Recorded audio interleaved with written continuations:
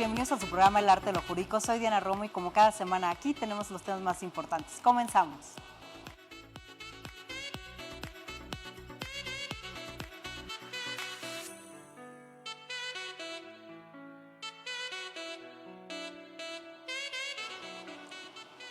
¿Qué tal, amigos? Pues hoy tenemos un programa muy importante en el que hablaremos de la firma electrónica avanzada, esa fiel que todos debemos tener, y para ello tenemos un experto. Está conmigo Ricardo Martín González. ¿Cómo estás? Hola, ¿qué tal, Diana? Muchísimas gracias por la invitación. No, gracias a ti. Ricardo, tienes 20 años de experiencia en temas fiscales. Tu fuerte es el litigio fiscal, compliance fiscal, comercio exterior. Eres socio de Islas Martín Pickering. De Martín Isla Pickering, perdóname, abogados. Platícame porque hoy este tema de la fiel tiene que ser algo muy importante en el que ya no podemos decir, ¿tienes tu fiel? Sí. ¿Tienes la firma electrónica avanzada? O no, a mí que me vengan y me busquen en mi casa o en mi domicilio fiscal.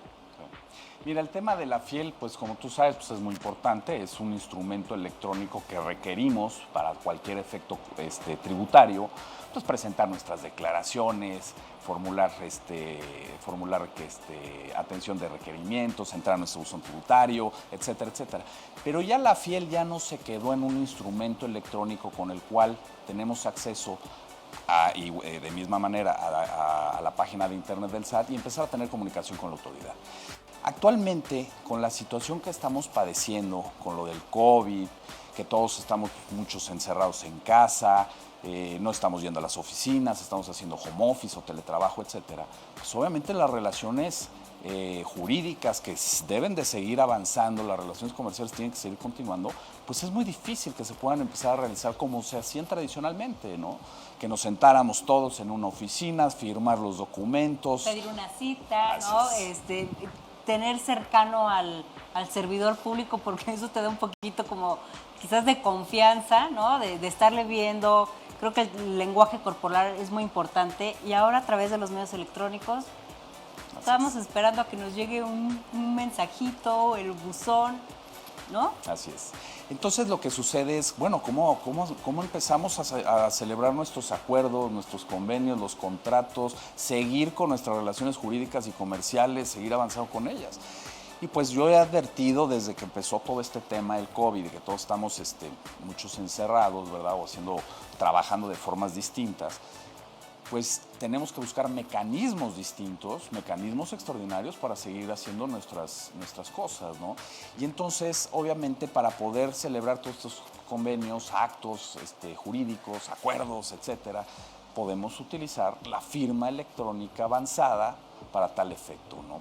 Hay medios electrónicos muy interesantes con los cuales tú puedes darle validez a ese acto jurídico que tú estás celebrando. Has escuchado desde que está muy de moda el famoso blockchains.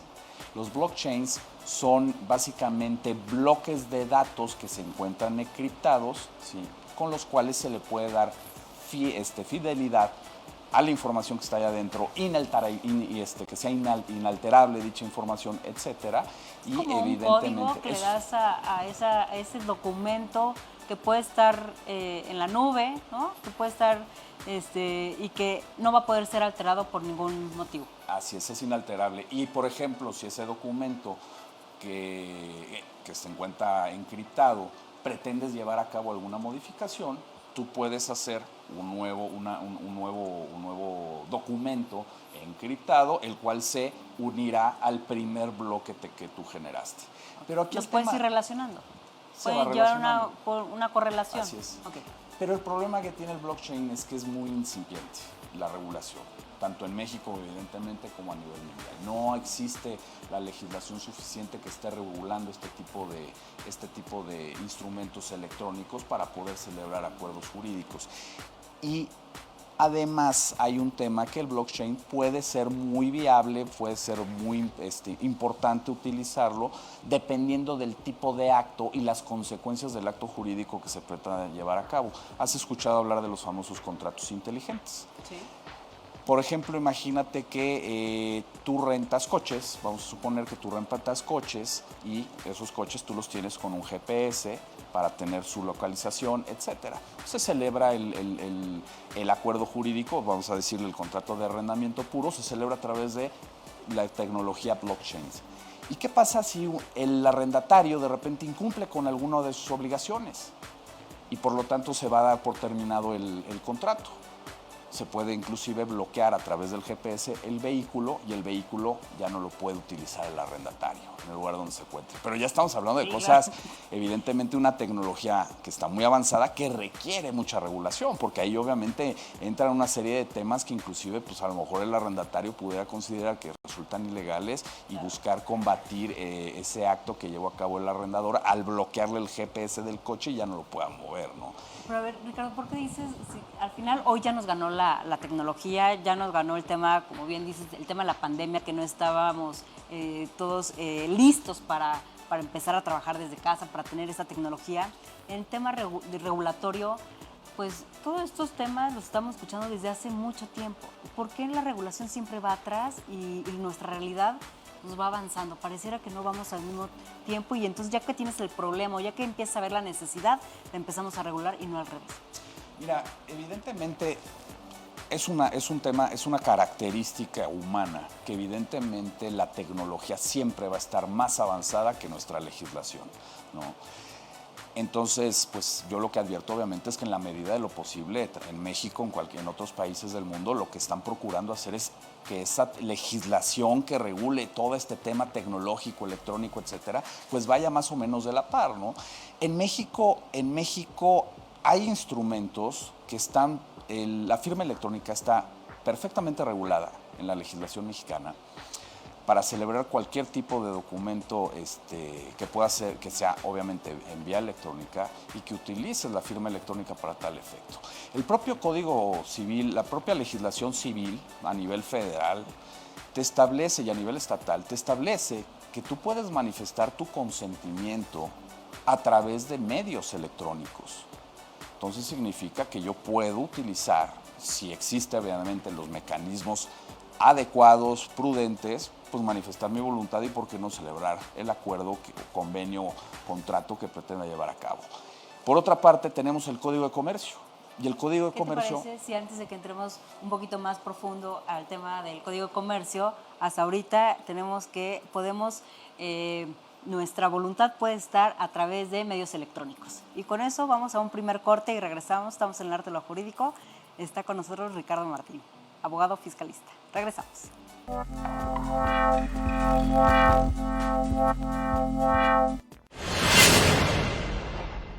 Domos geodésicos para hospitales temporales. Queremos proponer ideas para hacer frente a la difícil situación que enfrenta el país. Por eso hemos creado este domo, el cual está hecho para albergar a las personas contagiadas. Buscamos la estructura adecuada, la cubierta ideal y los materiales necesarios para que este hospital sea puesto en marcha lo antes posible, cuidando la seguridad del paciente y de los doctores que ahora mismo arriesgan sus vidas para enfrentar el COVID-19. Hay varios tamaños listos para todo tipo de necesidades médicas. La estructura está diseñada para proteger tanto a la gente de afuera como a la de adentro. Juntos, somos fuertes. Si deseas saber más al respecto, contáctanos al teléfono en pantalla o ingresa a hospitalestemporales.com y con gusto te atenderemos.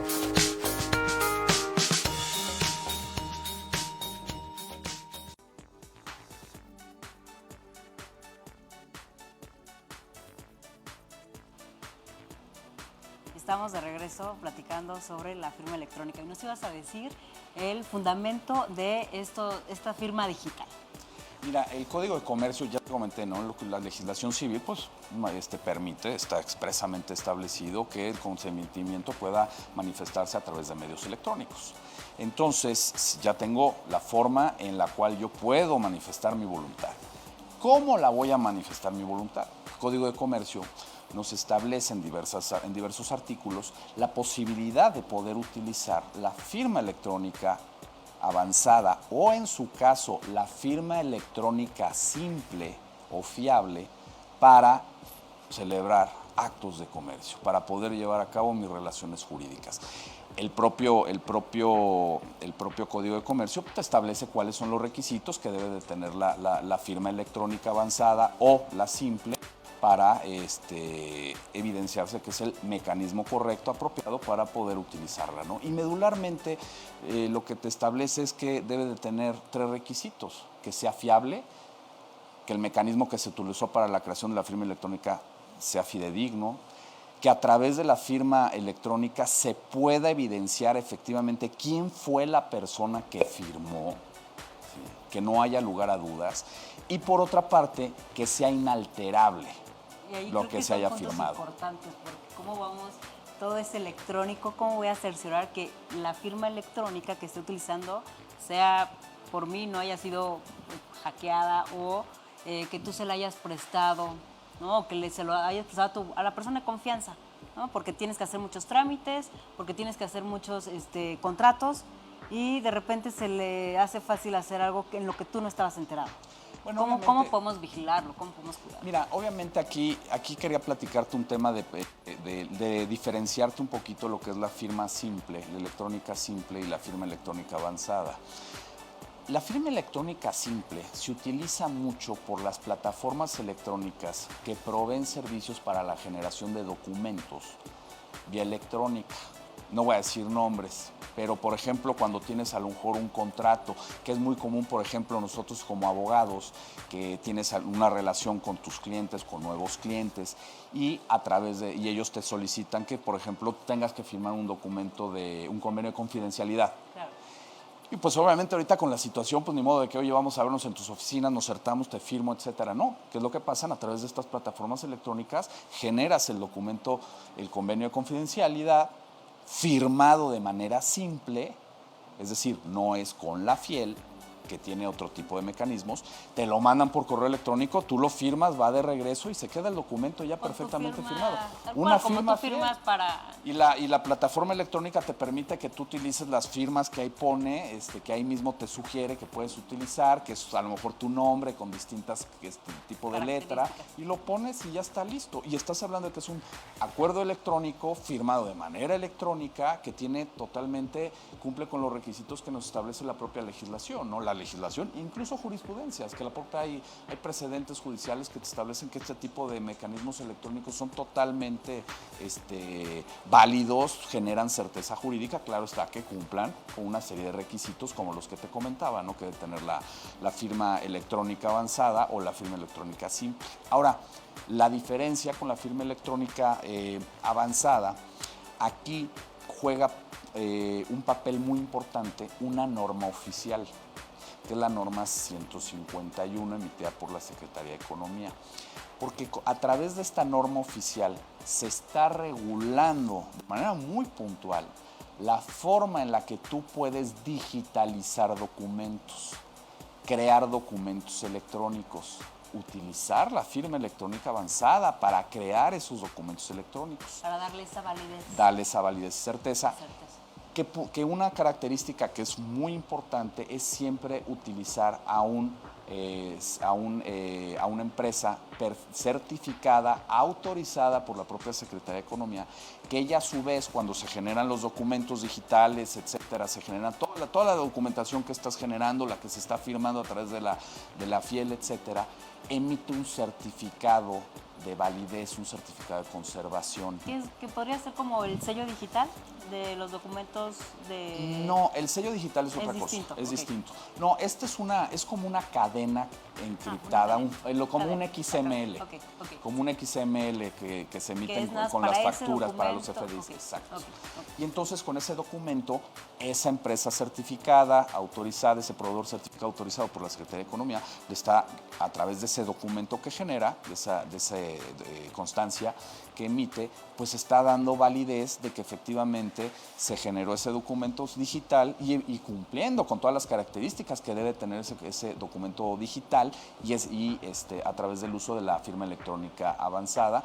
Como lo te decía, es que sea inalterable el documento, que se pueda advertir quién fue el que lo firmó y obviamente que haya sido a través de los medios idóneos, unos medios fiables, la generación de estos documentos, ¿no? Entonces, es algo muy interesante porque aquí traemos, obviamente, dependiendo obviamente de lo que pretendas tú llevar a cabo, el acto jurídico que pretendas realizar, las necesidades que tengas, la importancia que tenga, la seguridad que le quieras dar al documento, así es, Diana, a la operación, pues puedes utilizar, pues, desde el blockchain, puedes utilizar acuerdos electrónicos a través de estas plataformas que te comento o utilizar la norma 151, la cual en mi opinión pues da mucha seguridad, da mucha validez, provoca validez y le da certeza pues, a todos esos documentos digitales que se van creando, ¿no? Y obviamente son mecanismos que nos sirven pues, para seguir con nuestras relaciones comerciales y nuestras relaciones jurídicas y no esperar a ver cuándo va a llegar la vacuna del COVID, ¿verdad? Y podamos sentarnos en una sala de juntas a firmar los documentos que tenemos pendiente desde meses atrás, ¿no? Entonces, afortunadamente tenemos tecnología importante con la que podemos utilizar, debidamente regulada en nuestra legislación, con la cual podemos celebrar nuestros actos jurídicos. Con esto vamos a un corte y te voy a dejar una pregunta. ¿Qué sucede con los criterios de las autoridades en relación a este gran tema que vamos a hablar la fecha cierta? ¿Te parece? Vamos a un corte y regresamos. Estamos en el arte de lo jurídico.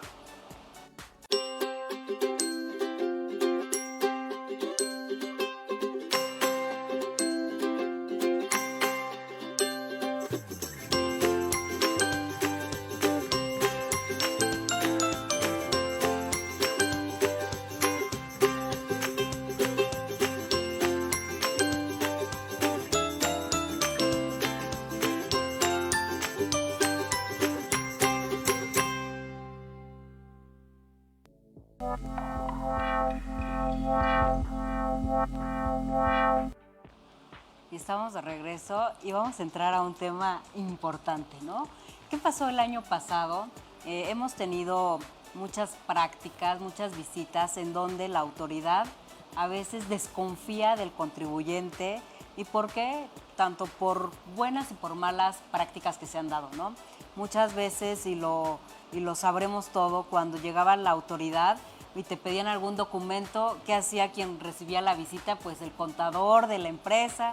A ver el documento, y en ese momento o lo hacían o lo sacaban, y a eso le generaba a la autoridad mucha suspicacia de ¿lo habrá hecho ahorita o ya lo tenía? Y creo que este comportamiento pues dio resultado de una tesis que nos puso a estudiar a todos los abogados el año pasado. ¿Por qué nos platicas de este tema? Mira, esto es muy interesante porque desde hace muchos años, hace rato, por ejemplo, que dijiste que llevo 20 años en esto, gracias por lo de los 20, porque ya llevo más, pero bueno, me estás bajando años, muchas gracias.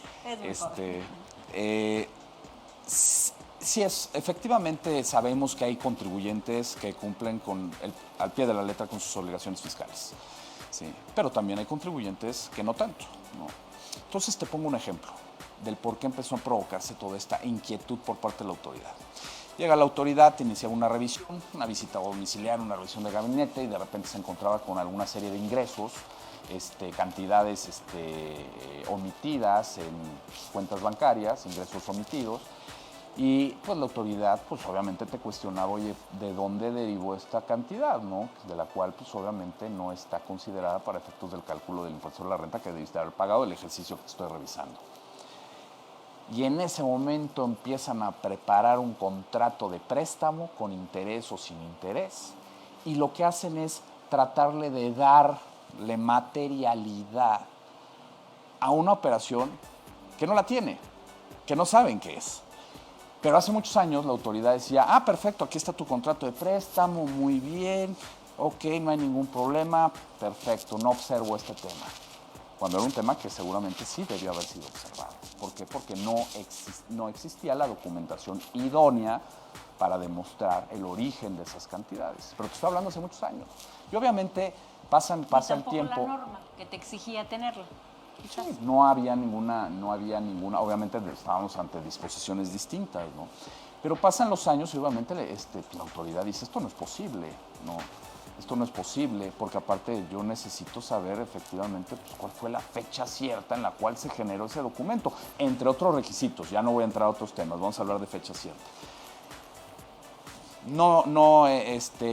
Siguen pasando los años, se generan una serie de precedentes, hubo una contradicción de tesis y bueno, final de cuentas viene a resolverla la segunda sala de la Suprema Corte de Justicia de la Nación y en donde pocas palabras te dice: efectivamente, para que tú, cuando la autoridad lleva a cabo el ejercicio de sus facultades de comprobación y obviamente está revisando mucha de tu documentación que está revisando, la documentación que revisa el contribuyente es documentación privada, son documentos privados, pues obviamente la autoridad requiere conocer cuál es la fecha cierta de esos documentos que están siendo objeto de que están siendo revisados por parte de ella. Entonces la autoridad, la Suprema Corte concluye que para poderle brindar fecha cierta a un documento privado con motivo de las facultades de comprobación que está llevando a cabo la autoridad, pues ese documento privado debe estar debidamente inscrito en el registro público de la propiedad o pasado ante la fe de un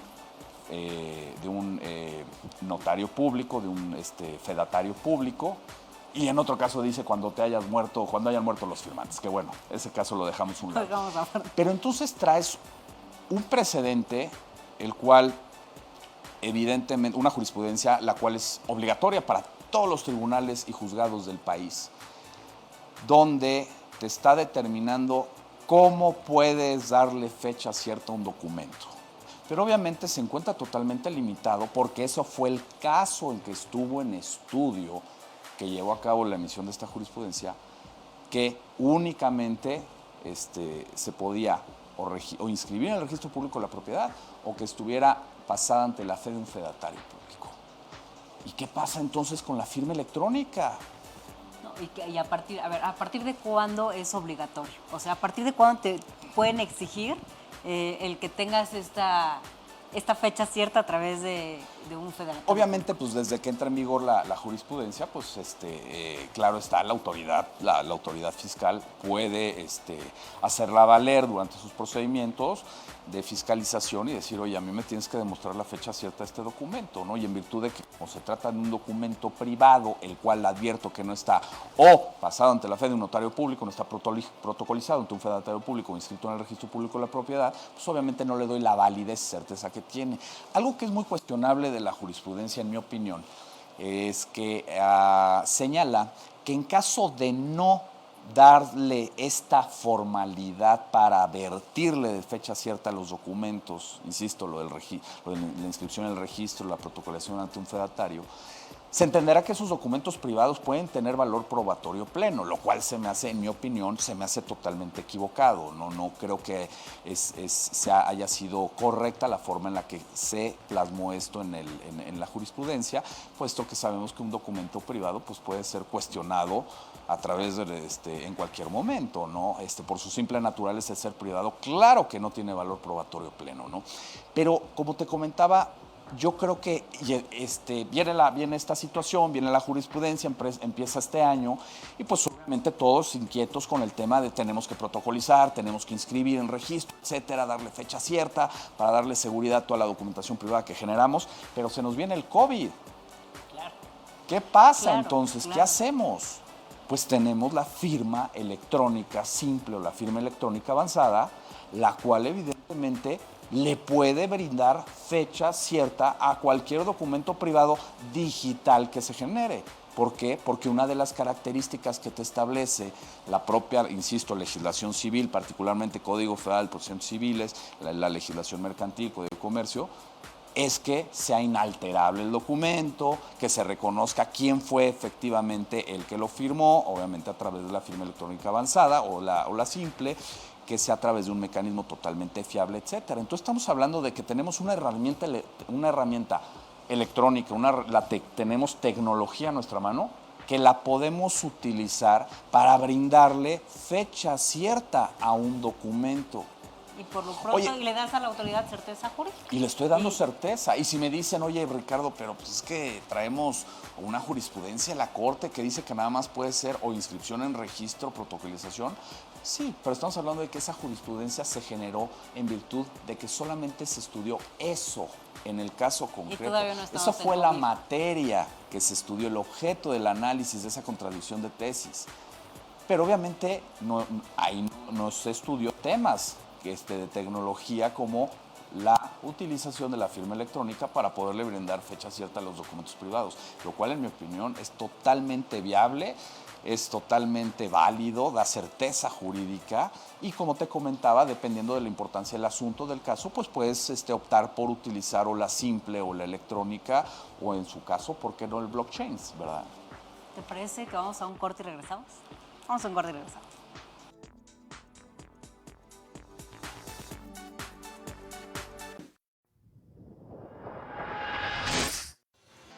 Hola, soy la Nena Orantes y quiero invitarte todos los lunes para que hablemos de todo a las 9 de la mañana en el canal 77 de ISU.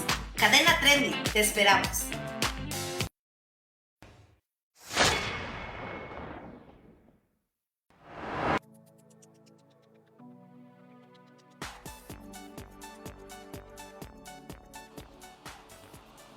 Y estamos de regreso y me quedé picada con el tema de la fecha cierta.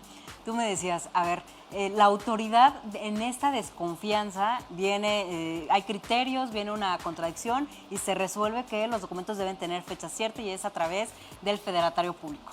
Yo te preguntaría, ¿qué no quien tendrían el interés de desconocer algún documento privado sería entre particulares? Y no a la autoridad que venga a decirnos, es que a mí me suena como que esto no es real. Mira, algo que ha sucedido y es algo ya, es una constante desde hace varios años que efectivamente, si bien la autoridad, ella está obligada a revisarte tu contabilidad, toda la información y documentación que forma parte de tu contabilidad para efectos de advertir si cumpliste o no con tus obligaciones fiscales del ejercicio que se trate, pues se ha ido involucrando en más cosas, en otras materias, ¿sí?, que probablemente no debería de ser la manera en la que aplica esas disposiciones, porque no debería de hacerlo, no está facultado para ello. Pero se han generado, con el transcurso del tiempo, se han generado precedentes aislados, tesis aisladas, alguna que otra jurisprudencia, donde sí se le dice que puede, por ejemplo, te pongo un ejemplo como en materia de subcontratación laboral, la autoridad fiscal puede observar legislación laboral para efectos de determinar ante qué supuesto jurídico está ubicado, no sé, la documentación, los contratos de prestación de servicios que celebró el contribuyente con ciertos terceros, ¿no? Que eso inclusive ha provocado el que la autoridad desconozca la certeza, digamos, de los documentos y que pretenda abundar en más documentación que no encuentra para efectos de evidenciar la materialidad de las operaciones, que es lo que hace la autoridad, recaracteriza las cosas, ¿no? Y eso lo ha venido haciendo desde hace tiempo. Te pongo un ejemplo que es un ejemplo claro y que lo he hecho, yo lo he visto y lo ha hecho la autoridad en muchas ocasiones.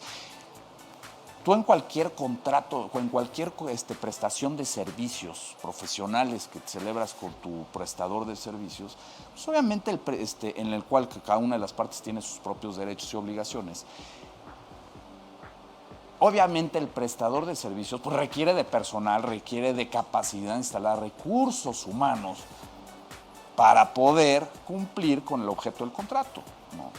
Pero viene la autoridad, revisa, empieza a advertir esos contratos de prestación de servicios, empieza a rascar, a pedir mayores documentos, información, etcétera. Y la autoridad te dice, ¿sabes qué? Yo no me siento cómodo. Para mí, todas estas prestaciones de servicios no lo son. No considero que sean unas verdaderas prestaciones de servicios profesionales y por lo tanto te voy a recaracterizar estas operaciones que celebraste. Y las recaracterizo de la siguiente forma. En mi opinión son intermediaciones laborales, que obviamente ya estamos hablando de que las consecuencias tanto fiscales como laborales son totalmente distintas.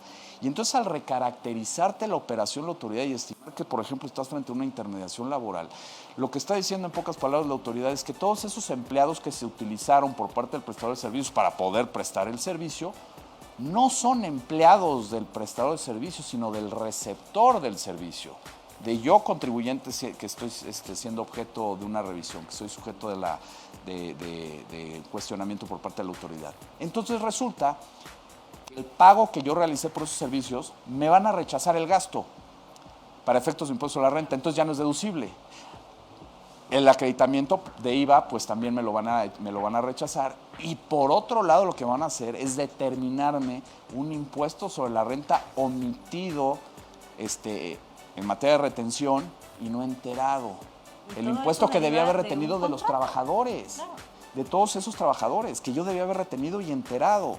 Y además, peor aún, el Código Fiscal de la Federación te establece que los impuestos omitidos, no retenidos y no enterados, es un delito, es defraudación fiscal. Entonces imagínate, estoy ante una situación que por el tener un simple documento que desafortunadamente no lo tengo a lo mejor adminiculado con otra serie de documentos para brindarle materialidad a mi operación, se me vino abajo todo. Se me puede venir un crédito fiscal de locura y puedo tener el problema de involucrarme en la comisión de un posible delito fiscal, ¿no? Entonces, estás hablando de que, pues, obviamente aquí ya necesitamos, ya estamos hablando de que, pues, todas esas operaciones que, si bien como comentas, ¿por qué las está recaracterizando la autoridad, las cuestiona, etcétera? Lo ha venido haciendo desde hace años. Y como tú sabes, pues hubo una reforma importante con relación al tema de la razón de negocio, que en el futuro se va a tener que empezar a demostrar, etcétera. Pero bueno, son prácticas que la autoridad ya ha venido haciendo desde años atrás y pues obviamente estamos obligados, y yo lo advierto así como contribuyentes, pues obviamente estar siempre previendo que toda nuestra contabilidad, todas las operaciones que realizamos estén perfectamente vinculadas con otra serie de documentos para que podamos demostrar la materialidad de las mismas. Y si no queda contento la autoridad, que tú le digas, a ver, este contrato no me da esta certeza. Ah, bueno, no tengo el contrato, pero tengo la nota, pero tengo hasta el video, la grabación, todas estas pruebas que va a decir, bueno, esta operación está enlazada, es real. Así y ya estás cumpliendo un poquito y le estás dando certeza, ¿no? No nada más con la fecha cierta. Y como comentas, y mira, de donde partimos siempre de nuestras operaciones solamente es del contrato que celebramos, y si tenemos un contrato que es un documento privado que no cumple con las características de la jurisprudencia de la Corte, pues tenemos la opción de la firma electrónica. Firmarlo de manera digital a través de la firma electrónica avanzada o en simple, y con eso le estamos dando fecha cierta a ese documento que pudiera cuestionarnos la autoridad. Vamos a un corte y regresamos y te voy a dejar una pregunta. ¿Tú crees que va a ser superada este criterio ahora con esta nueva realidad en donde al final no pudimos tener acceso al federatario y que tú estás hablando de una firma electrónica que a lo mejor va a tomar mayor fuerza y ya no vamos a necesitar protocolizar todos los contratos? ¿Regresamos? ¿Me la contestas? Vamos a un corte y regresamos.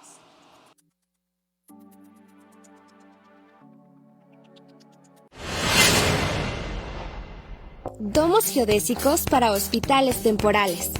Queremos proponer ideas para hacer frente a la difícil situación que enfrenta el país.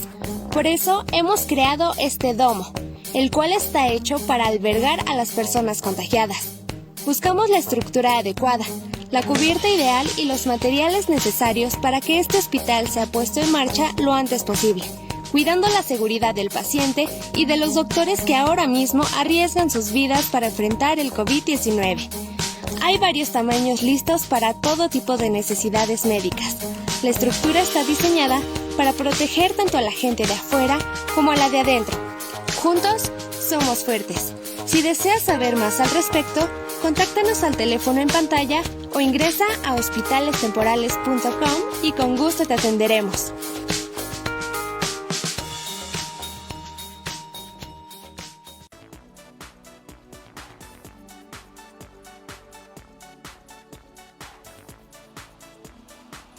Y estamos de regreso y te dejo una pregunta al aire, ¿no? Para que la pudieras pensar. Esta jurisprudencia va a ser rebasada por esta nueva realidad en donde pues estuvimos encerrados mucho tiempo y como tú decías, ¿cómo le doy ahora fe a un acto? Porque hay muchas operaciones siguieron dándose, ¿no? En este tiempo de pandemia.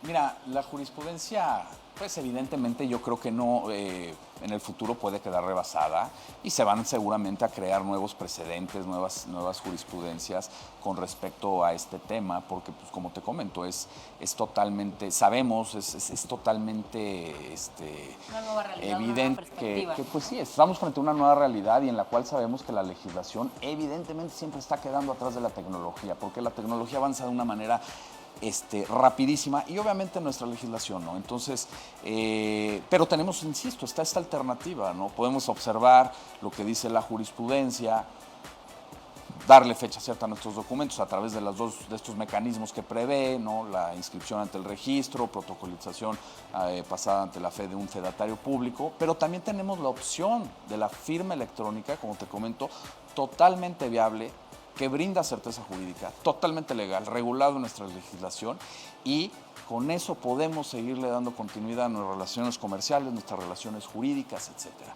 Inclusive, hay otro tema que es interesante comentar, que la jurisprudencia de la Corte hace referencia a que debe de ser pasada, para darle fecha cierta a los documentos, debe ser pasada, los documentos privados debe ser pasada ante un fedatario público. Dice fedatario, no dice notario, no dice corredor, dice fedatario. ¿Me vas a dar una tercera alternativa? Hay una figura muy interesante y creo que también es novedosa, porque también se puede utilizar de forma, pues en la vía tradicional, a través de papel, etcétera, o a través incluso de la propia firma electrónica avanzada, ¿sí? De manera digital, que es la mediación privada certificada. Particularmente en la Ciudad de México, hay una ley, la Ley de Justicia Alternativa de la Ciudad de México, que prevé la mediación privada, como un mecanismo alterno de solución de controversias.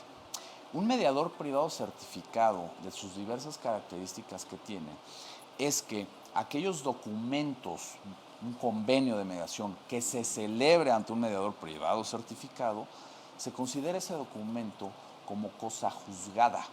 De manera expresa lo establece la ley, como cosa juzgada, el cual en caso de un incumplimiento de alguna de las partes, pues puede ser ejecutable a través de las medidas de apremio ante un juez civil, etcétera, etcétera.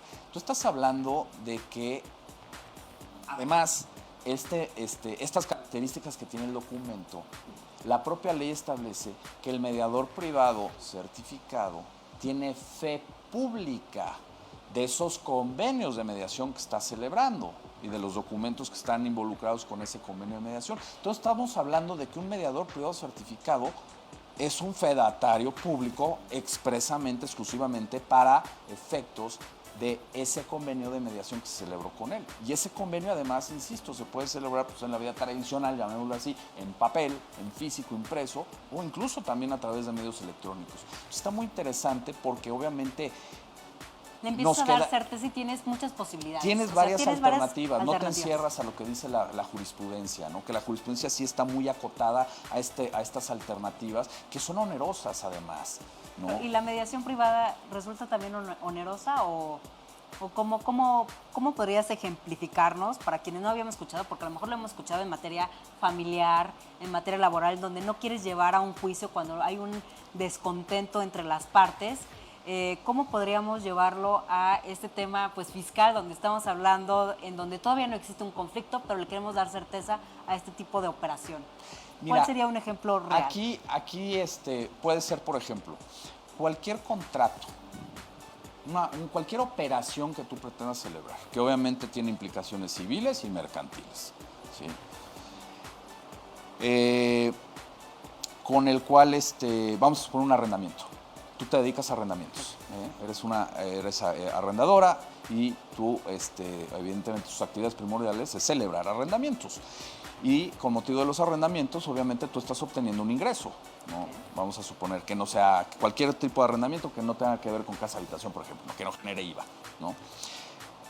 Pues tú, para darle certeza, para sentirte más cómodo con el documento, pues quieres que tenga, obviamente, la participación de un fedatario público, que además me va a brindar fecha cierta, que además puede utilizar una firma electrónica avanzada, en su caso, si es de ser necesario para poderlo celebrar.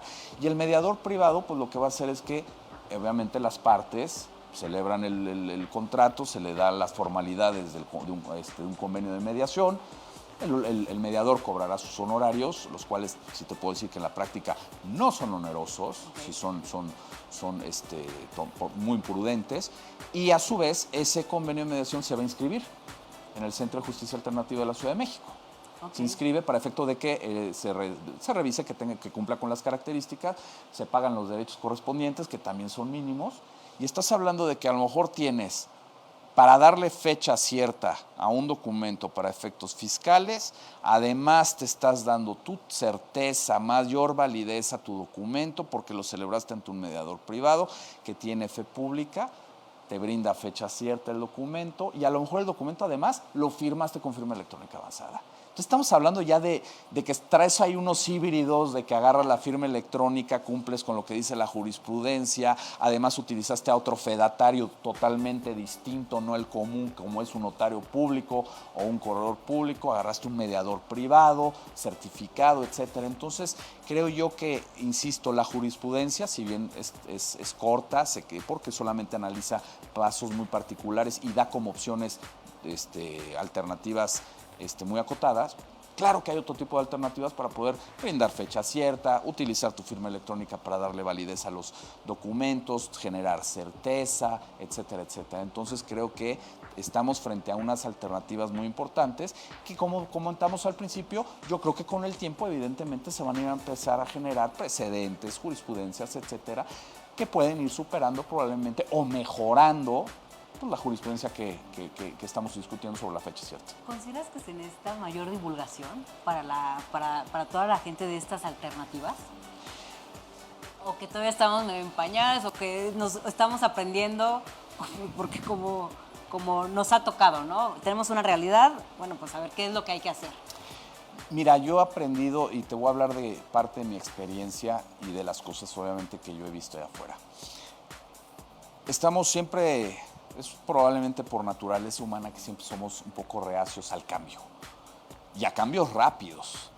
Y la situación actualmente que estamos viviendo, esta nueva realidad provocada por el COVID, nos está generando que nos adaptemos a una forma de vida distinta y nos reinventemos. Sí he advertido... ¿No? Sí. Hasta la forma de comunicación con la gente. Sí, claro. Que te vas a decir que siempre cara a cara. Pero bueno, ni modo, tenemos que utilizar toda esta tecnología para poder generar nuestras operaciones, nuestras relaciones jurídicas, nuestros actos de comercio, etcétera. Y sí he sentido que reacia a las personas con respecto a esto, pero ahorita te platico de qué es lo que creo yo que tenemos que hacer al respecto. Vamos con esta última parte, nos vas a dar este consejo, ¿no? que podemos tomar en este último bloque. Vamos a un corte y regresamos.